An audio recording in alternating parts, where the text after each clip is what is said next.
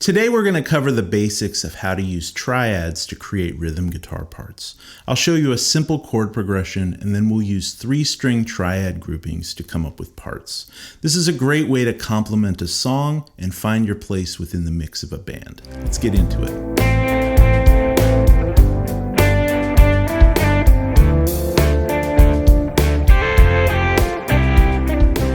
So the chord progression we're going to use for this lesson uses major and minor chords, so we can cover both types of triad shapes. Now to start, I'm going to play a simple 8th note power chord rhythm part along with the backing track, and I'll put the chord names up on the screen as we go.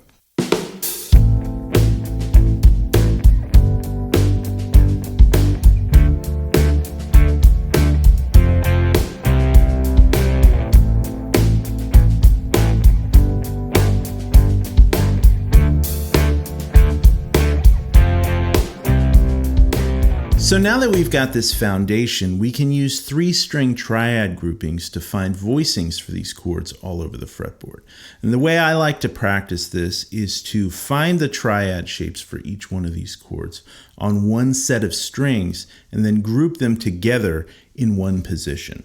For example, I can play an A minor triad on the D, G, and B strings right here.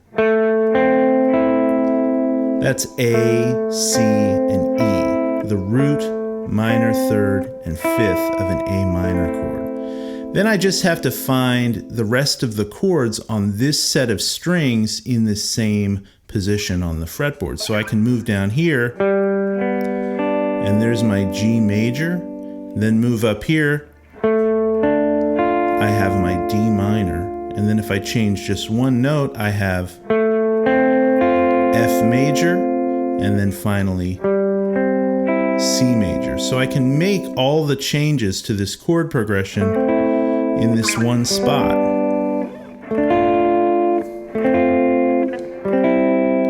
So now if I play this along to the backing track, it sounds like this.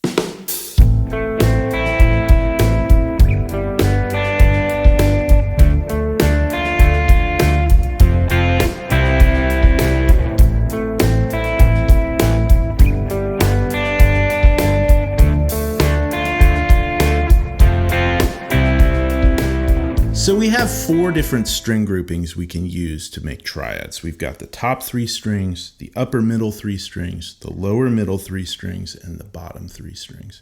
And because these are triads and 3-note chords, we've got 3 different positions we can play this on the fretboard. So 12 ways in total we can play over this chord progression using these 3-string triad groupings. So I'm going to play through them now. I'm going to start on the top 3 strings and play through each of the 3 positions, and then I'll finish finally on the bottom 3 strings through each of the 3 positions. So you can use this as a reference if you're new to learning triads.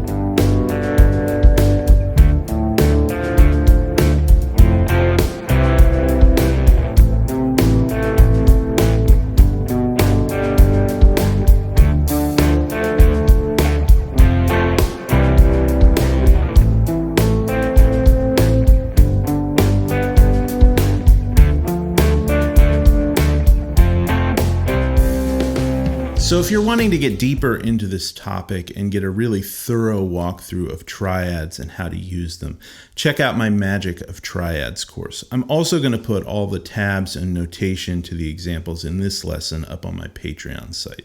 But now that we've got these basic triad shapes under our fingers, we can start moving them around the fretboard and stringing them together in different ways to come up with rhythm guitar parts.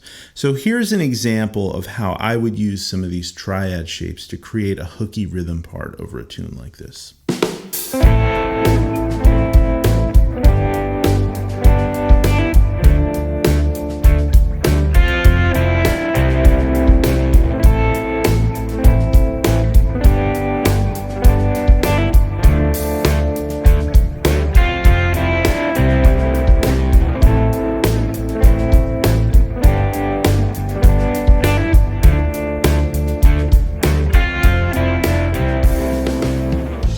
So the really cool thing about having all these triad shapes all over the fretboard is that we have a ton of options of where to start and different directions we can move within our parts. So I'm going to play another totally different rhythm guitar part over the same backing track. This is still using our triad groupings, but just giving you another totally different option.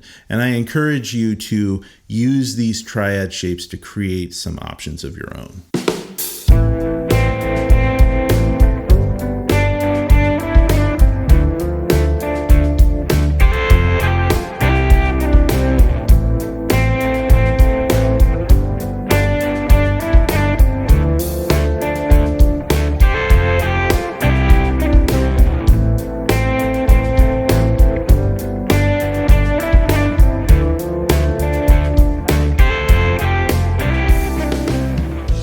Alright guys, so check out the description section in this video for all of my links, and definitely take a look at my courses with Brett Papa.